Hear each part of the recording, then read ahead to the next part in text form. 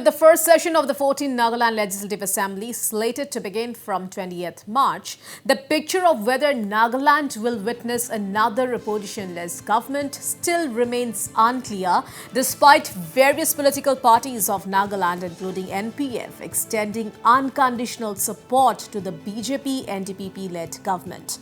Notably, the NDPP-BJP alliance, which won a comfortable majority in the recently concluded elections, is yet to take a final call on whether Nagaland will have its third opposition-less government. It is also worth mentioning that there are no directives from the BJP High Command on the matter, while Nagaland Chief Minister Nephew Rio recently informed reporters that the final decision on acceptance of an opposition-less government will be taken only after proper consultation with the BJP.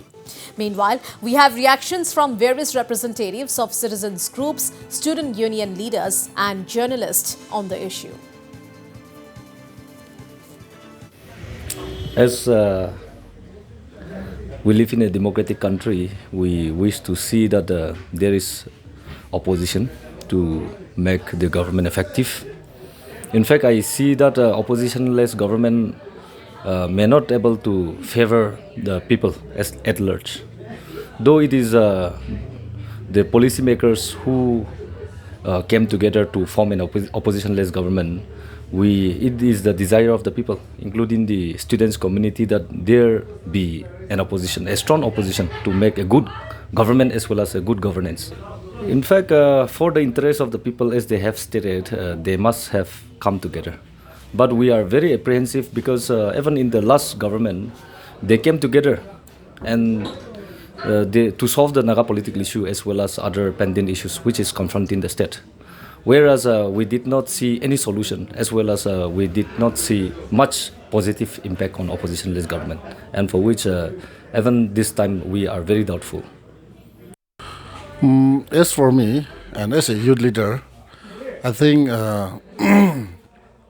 it doesn't make sense. A state without an opposition is there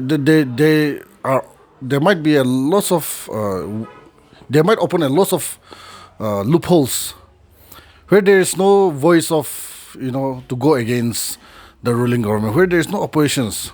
How can we expect things which are going wrong to make it right?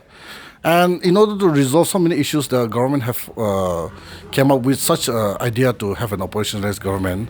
I think with the majority of the opinion of the House in the Assembly, they can resolve. And it is not necessary to have an opposition-less. And then I think Nagaland is only the state that is having an opposition-less government. As per my limited knowledge is concerned, and then I don't find it as necessary. And we must, as a democratic country, we must have an opposition. Notably, almost all the political parties have very well expounded the role of opposition in democracy ahead of election. But everyone have resolved to lend a hand in strengthening the government for reasons best known to them. The role of opposition is now being left to the pressure groups and the CSOs. People blame the absence of opposition to hold the government accountable and transparent, while the government of the day also claims to its glory for the records of having opposition-less government, unlike the rest of the state in the country. Unfortunately, neither the elected representatives nor the voters also want to be in the opposition. Now, with the opposition-less government in cards, the state is facing a peculiar system of democracy, if you may recall. Because of the frequent defection in the past, the anti-defection law was also introduced in 1980s, and it's over a decade now. So maybe the constitutional experts may have to find a way out. However, apparently the future of opposition will not be political parties if these trends continue with the opposition-less government.